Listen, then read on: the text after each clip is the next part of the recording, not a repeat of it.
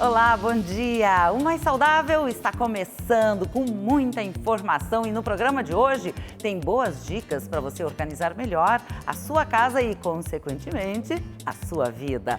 Mas antes, vamos falar sobre o sono. Pesquisas já mostraram que dormir pouco faz mal à saúde. Mas agora um estudo feito na Inglaterra revela que ter mais de 9 horas de sono por noite pode prejudicar a concentração e a memória. Durante a semana, o alarme está sempre programado para as 7 da manhã. Mas não significa que o Charles descanse pouco. Ele deita cedo para garantir 10 horas de sono. Quando dorme menos que isso, o humor muda. Ainda mais se eu tiver que trabalhar assim, eu posso ficar um pouco mais estressado. A ciência, que muitas vezes revelou prejuízos para quem dorme pouco, agora também faz um alerta para os dorminhocos. Pesquisadores da University College, em Londres, avaliaram dados de 400 mil pessoas que passaram por um jogo de memória. O número de acertos foi maior entre os que dormem cerca de 7 horas por dia.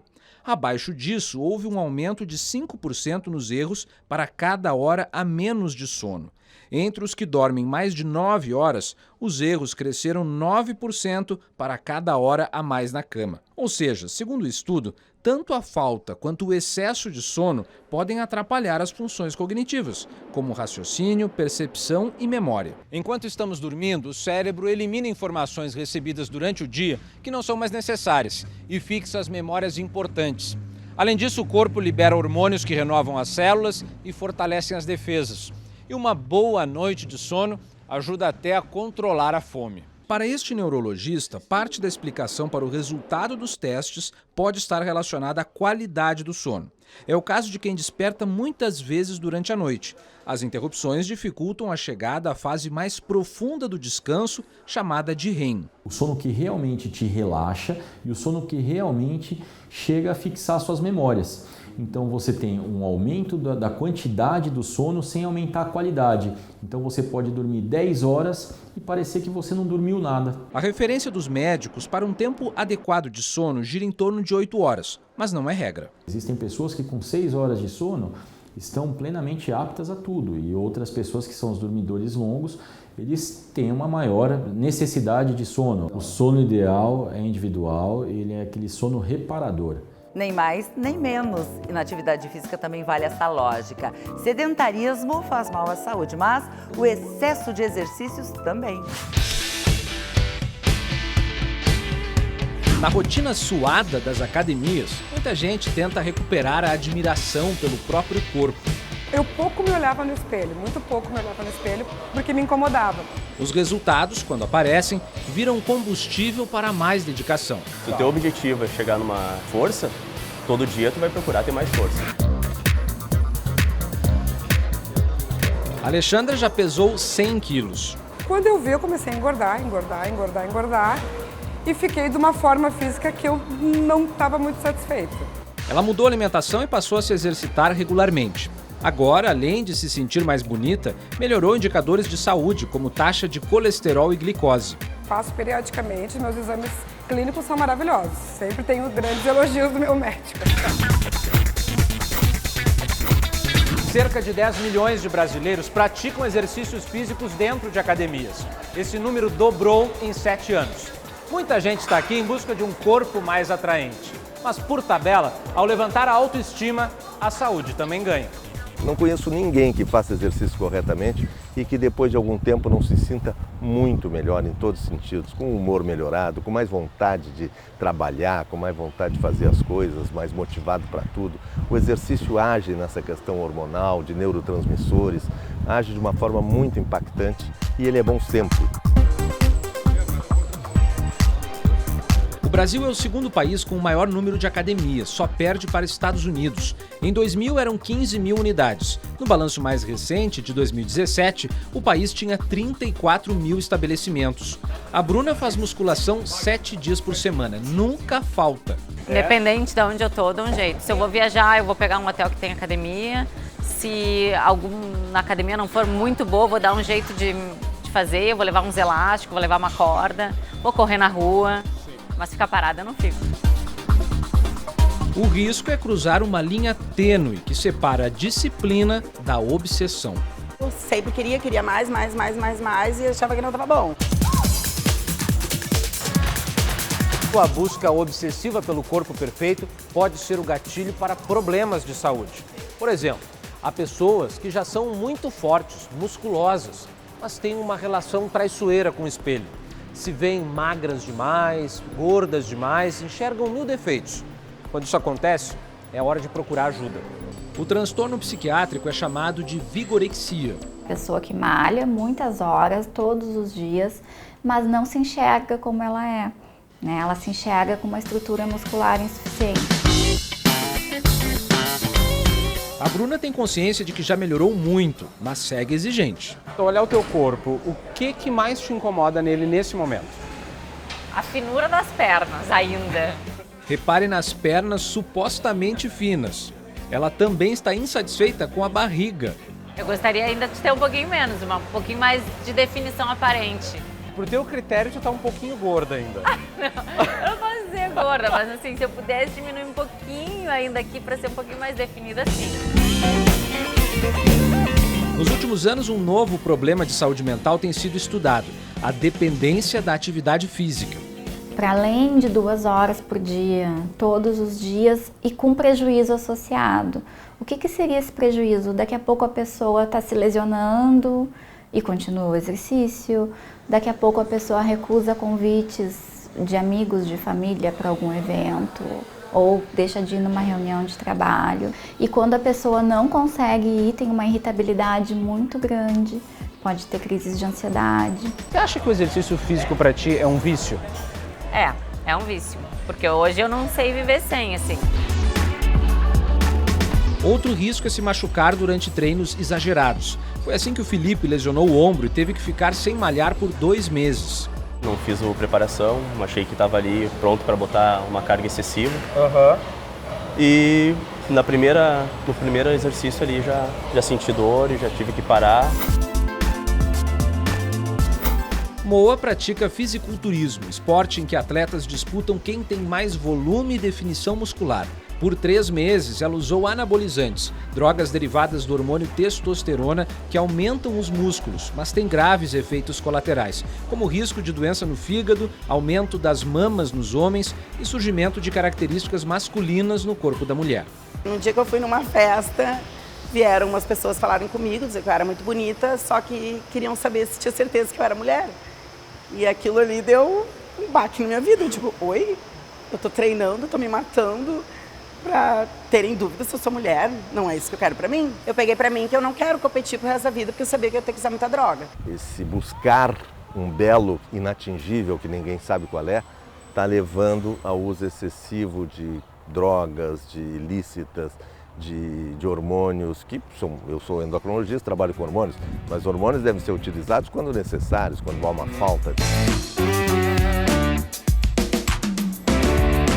A atividade física regular é indiscutivelmente uma forte aliada de uma vida com saúde, mas não foge da regra geral de que o excesso faz mal. Quem vira escravo do próprio corpo precisa de apoio profissional para se libertar. A gente trabalha junto com a nutricionista, junto com a família, junto com o médico, A gente, aos poucos, a terapia vai ajudando essa pessoa a ressignificar a imagem dela. A gente precisa alterar a maneira como essa pessoa está percebendo a imagem. E antes de entrar na lógica arriscada de culto ao corpo, é bom lembrar que a beleza também está no equilíbrio.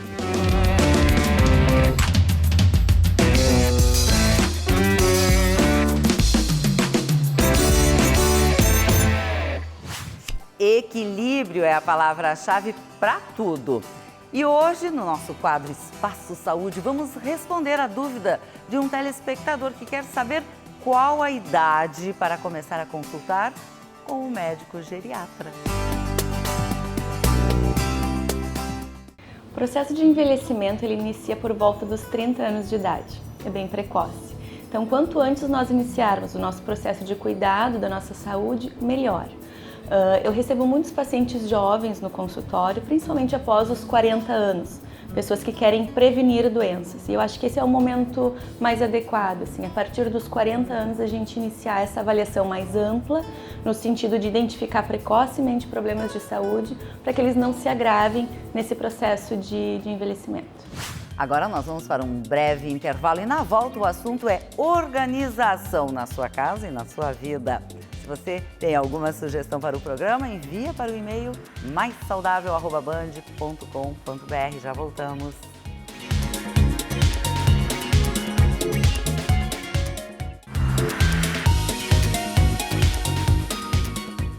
Estamos de volta e aqui comigo no estúdio Fabiane Machado e Fernanda Kniznik. Eu já conto para vocês daqui a pouquinho o que nós vamos conversar. Mas antes, nós queremos fazer um convite especial para você participar de um circuito de palestras com momentos de profunda reflexão. É uma pausa para você ter novas experiências, se conectar com pessoas que podem inspirar boas ideias. Vários encontros já aconteceram aqui em Porto Alegre e neste mês segue a programação pelo interior do estado. É o projeto Conexão de Ideias, uma iniciativa do Sistema Fé Comércio, RS, SESC e Senac RS. Olá, pessoal! Nós do SESC estamos aqui para fazer um convite muito especial a vocês. Está acontecendo neste ano o projeto Conexão de Ideias. São temas que estamos trabalhando com diversos palestrantes de renome nacional e internacional, falando sobre humanidades, experiências de vida, superação, e você é o nosso convidado. Serão 10 palestras em 10 cidades gaúchas, com 6 palestrantes com diversas experiências. Venha conosco participar. Teremos a palestra 6 de agosto com Braulio Bessa em Camaquã, 7 de agosto Fernando Fernandes em Ijuí, 9 de agosto Rossandro Klingen em Tramandaí, 13 de agosto Hortência em Cachoeirinha, também no mesmo dia, 13 de agosto Gustavo Borges em Lajeado. As inscrições estão abertas através do site do SESC e também em qualquer unidade do SESC onde acontecerão as palestras. Muito bom, vale a pena. Bom, eu apresentei vocês, mas não expliquei o que nós vamos falar. Fernanda, que é personal organizer, que vai nos ajudar a organizar a casa. E nós temos então uma psicóloga que vai nos ajudar a nos organizar. Tudo está conectado, não é mesmo, gurias? Com certeza, acho que a gente tem que sempre saber o que a gente tem dentro de casa, né, para começar a organizar, mas é importante a gente querer organizar, então a gente precisa internamente estar preparada para isso, né? Exatamente, né? Sempre que a gente vai organizar alguma coisa, seja um objeto, né, seja aquela caixinha dos guardados, né? Muitas pessoas hoje me perguntam sobre livros, sobre fotografias que a gente não imprime mais, mas ainda temos em casa.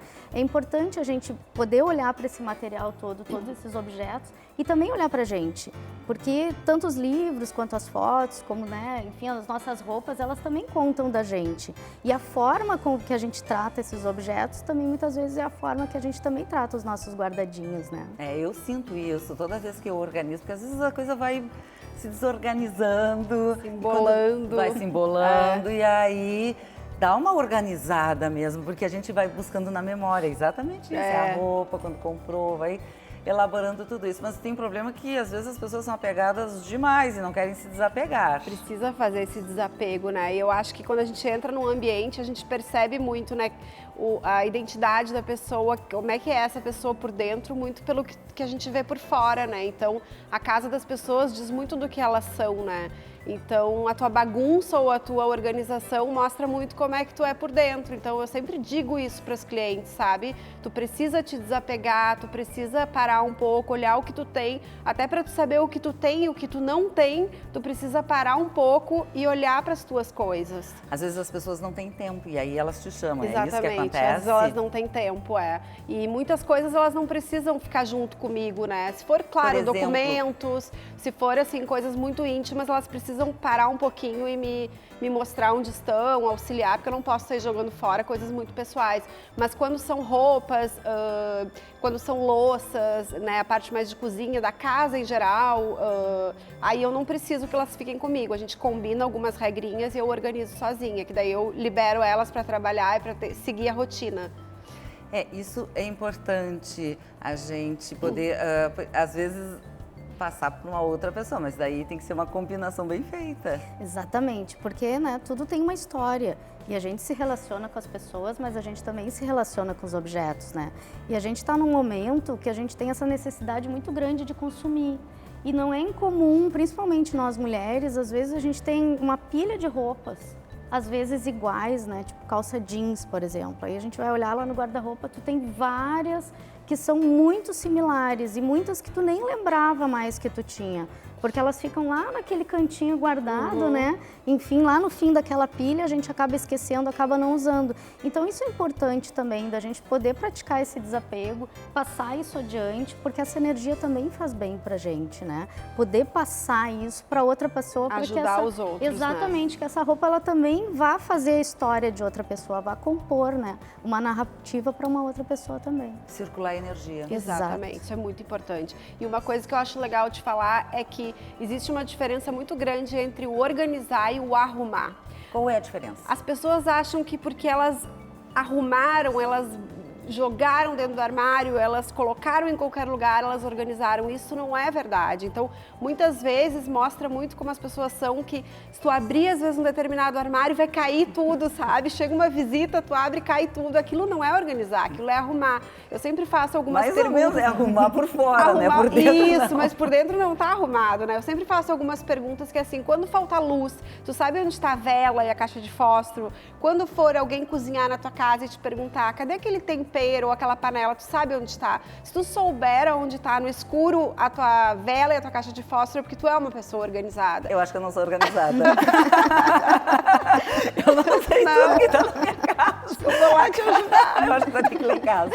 Se tu não souber essas coisas, é porque tu arrumou, mas tu não organizou. Arrumar é botar de qualquer jeito, é abrir o armário e jogar ali para, naquele momento, tu achar que se chegar uma visita não vai ver a tua bagunça. Mas não tá organizado, tá arrumado ou jogado ou amontoado, digamos assim. O organizado é tu saber exatamente onde estão as tuas coisas, o que tu tem, o que tu não tem, o que tu precisa comprar. E o que tu pode, por exemplo, orientar? Mas às vezes a gente guarda, às vezes pessoas usam saquinhos para guardar as roupas. Aquela coisa, coloca no inverno as roupas para cima, baixa e aí vai trocando. Qual é uma orientação para que se torne isso mais prático na vida de todo mundo? E se é dessa forma que a gente pode organizar um roupeiro ou um closet? Eu digo assim, ó, que cada casa é um caso. Depende muito do tamanho, depende muito se a pessoa tem mais gaveta, se ela tem mais cabide. Mas de forma geral, o importante é que a pessoa enxergue o que ela tem. Então, existem colmeias para gaveta, que são organizadoras, existem dobradores que ajudam a deixar as roupas, principalmente as camisas, do mesmo tamanho, existem cabides adequados, porque a gente tem muitos cabides diferentes, tanto de materiais quanto de tamanhos, e muitas vezes as pessoas não estão usando os cabides adequados. Exemplo, as nossas calças de mulher, principalmente, eu gosto de colocar em cabide infantil. Por quê? Porque a calça não fica dançando e ocupa menos espaço. E o cabide infantil, ele é mais alto, porque ele é menor, então não bate embaixo. Então é uma dica que eu dou. E muita gente não sabe disso, então acaba botando 2, 3 calças naquele cabide grandão e fica uma bagunça. Então tem pequenas dicas assim que mudam muito o dia a dia e a organização. Saquinho, tem saquinho, mas eu não uso muito. Tem aqueles sacos que a gente coloca e com o aspirador de pó, sabe? A gente deixa eles a vácuo, deixa eles menores. São legais para ocupar menos espaço? São, mas tem que saber o que colocar. Porque, por exemplo, pena, couro, estragam ali. Como é que se guarda, por exemplo, couro? Pois é, então o couro, dependendo da roupa, a gente tem que guardar do avesso. Dependendo, a gente não pode colocar no sol. O couro a gente não coloca no sol porque ele estraga. Então tem muitas formas diferentes de guardar. E isso eu oriento quando eu vou organizar as casas. Quando a pessoa tem muito couro, então por isso que eu digo que cada casa é um caso. Então não tem uma regra geral de organização. O importante é que a pessoa ache um esquema para ela, e daí nisso eu oriento, para que funcione, seja funcional, para que no dia a dia dela torne a vida dela mais fácil. Então, se tu me falar, eu vou na academia todos os dias de manhã, então as suas roupas de ginástica, elas têm que ficar no teu olhar, né? Elas não podem estar altas em nenhum lugar que tu não enxergue, baixas ou numa gaveta. Então, essas coisas que eu faço na casa das pessoas? Primeiro eu conheço elas, converso com elas para facilitar a vida delas no dia a dia, que é muito mais importante do que estar só bonito, né? É funcional. E a questão do acumular? É importante, nós estamos falando até no intervalo. É muito delicado porque normalmente as pessoas que têm essa tendência à acumulação, e essa acumulação hoje a gente percebe que não é só de objetos, né, de roupas, mas às vezes até de animais, né? É bem delicado porque normalmente a pessoa que acumula, ela não se dá conta que ela está acumulando, né? Qual é então a dica, a orientação? Quem está em casa agora olhando, né? E diz assim, exatamente, né? Olha só, estou acumulando alguma coisa, né? Eu acho que esse exemplo da calça que eu dei, né? Que é quando a gente olha para as nossas coisas e vê o excesso delas, né? E esse excesso não necessariamente porque o objeto, a roupa, enfim, né? Ele tem alguma qualidade. Muitas vezes as pessoas elas acabam acumulando também por apegos, né? Então é muito normal assim essa acumulação que começa por objetos que são significativos e aí a pessoa, né, tem essa vontade de estar próximo desses objetos, mas normalmente também quando essa acumulação passa do normal, que é quando normalmente começa a incomodar as outras pessoas ali que convivem naquele espaço ou até que impedem a pessoa de circular pelas casas, né, de uma maneira natural, e quando eu falo impede, impede mesmo, né, as coisas, os objetos, eles se acumulam de tal forma que as pessoas perdem o poder de circulação dentro do ambiente onde elas moram, né. Às vezes as pessoas sozinhas. Exatamente, né. Quem é mais acumulador? Tem algum estudo que demonstra? Não tem, assim, um estudo, né, o que a gente sabe muitas vezes é quando as pessoas passam por algum evento traumático, né, na vida delas, ou por alguma questão da ordem de saúde mental mesmo, a gente sabe que tem algumas doenças, né, que são mais propensas a essa questão da acumulação, assim, não de uma forma lógica e racional, né, nós que estamos de fora, a gente vê, nossa, tá acumulando, mas é como eu falei, a pessoa, ela não percebe, porque para ela, na cabeça dela, tudo aquilo tem valor.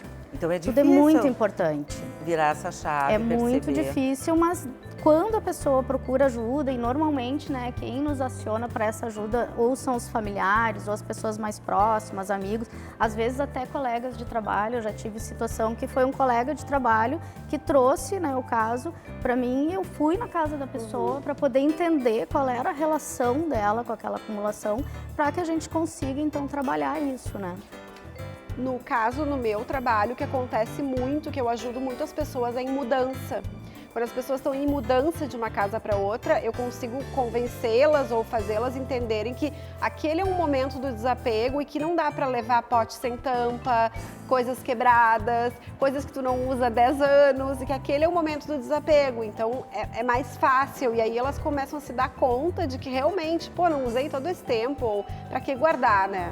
Então é uma fase bem boa de ajudar. Claro que eu não trabalho só para mudança, mas a mudança em si é uma fase muito boa de desapego. Quem solicita mais, mulher ou homem? A mulher me solicita mais, e o homem é curioso que ele não me solicita muito, mas ele ganha de presente da mulher, ou arquiteta chama, e quando ele descobre que existe esse trabalho, ele se apaixona e ele adora, e ele é muito certinho, ele segue, ele chama de novo. O homem, eu queria dizer para vocês que ele é mais organizado e mais higiênico às vezes que as mulheres. As mulheres têm me surpreendido negativamente na bagunça e na higiene. Por que será? Incrível. E eu tenho feito essa associação da bagunça com o mundo saudável, porque eu acho que tem tudo a ver. Porque o que eu enxergo muito dentro das casas? Remédios vencidos, comidas vencidas nas despensas, e isso é não ter vida saudável. Então, o que vai de alimento para o lixo, quando eu arrumo uma cozinha ou uma despensa, é chocante, assim. O que eu vejo de remédio vencido é inacreditável. E será que também, assim, o fato das pessoas estarem muito voltadas para o trabalho, muito fora de casa, né? Teria uma relação? Com certeza, né? A gente está num momento, assim, que eu acho que eu não conheço ninguém que não sofra de um esgotamento hoje, né? Porque a gente está muito cansado, muito estressado por várias questões, não só pelo trabalho em si, mas pelo ir e vir, por circular, enfim, por várias, né? Acessos, né? Exato, a gente tem uma estimulação permanente todo o tempo, né? Acho que a gente tem um acesso a estímulos de várias fontes diversas, muito maior do que alguns anos atrás, então isso é uma coisa.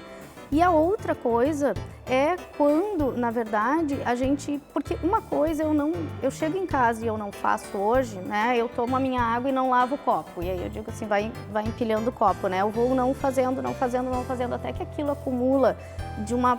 né? Toma uma proporção tão grande que eu já olho e digo assim, nossa, nem vou mexer ali, porque se eu mexer eu vou ficar 2 dias perdida ali, né? Nem sei se eu vou me encontrar. Então tem que prestar atenção. Então tem que prestar atenção, porque o que está significando isso, né? O que está me impedindo? Na verdade, assim, é todo um trabalho interno que a gente tem também, às vezes, de deixar determinadas coisas de lado, porque a gente também não está preparado naquele momento para lidar com aquela situação, né? A gente tem muito essa situação, no caso, quando a gente perde alguém da família, né? E aí o familiar tem que ir lá e tem que desmanchar, por exemplo, desmanchar um guarda-roupa de uma vida, desmanchar uma casa. Mas aí é uma situação bem pontual. Bem pontual. A questão é de pessoas que estão vão deixando e não percebem ou não se percebem.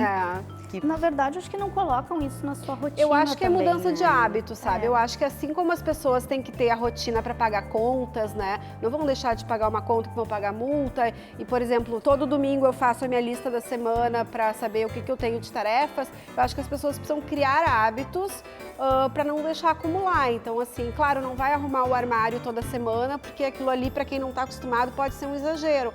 Agora, tem que entender que determinadas coisas tem que funcionar diferente, né? Bom, a palavra é isso, estar atento e mudar. Isso faz parte do estilo de vida, né? Botar esse hábito, que é um hábito saudável. Se cuidar também, né? Exatamente. E com sua família, de todo, da sua casa.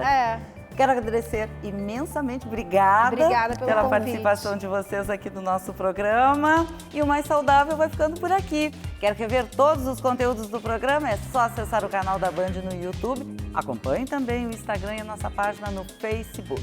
Agora, na sequência, quem está chegando? Alejandro Malo. E eu volto semana que vem, aqui na tela da Band, 9h30 da manhã. Te espero. Tchau e um ótimo final de semana para você.